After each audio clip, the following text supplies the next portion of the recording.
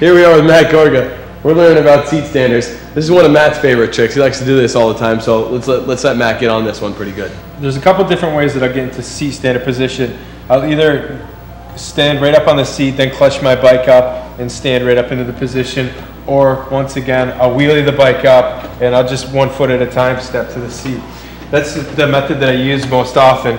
I'll actually stand with my toes on the front seat and the middle or heel of my foot on the back seat. That gives me a lot more control.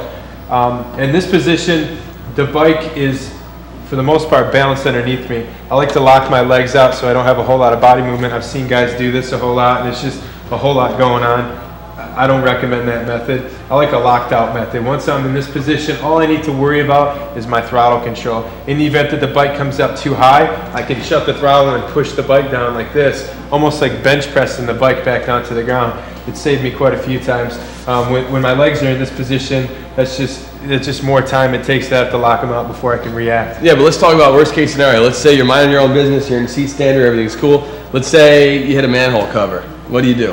How does this work out? You know what I'm saying? The bike gets really wobbly because now you're talking about your weight's more towards the back. I mean, what do you do? Right, sometimes the bike does get wobbly, but in this position I got a lot of control of the bike and I'm using my feet a lot. I actually steer the bike with my feet. You can see the bike will move back and forth much like this, and I can use my hands at the same time. So if I do get in a situation where I hit a manhole cover or a bump or something like that, it doesn't upset the bike too much. And if it does, I got a lot of control up here. I can actually steer as good in a seat stander wheelie as any other wheelie if I was sitting down in the seat or just doing a stand-up. That works.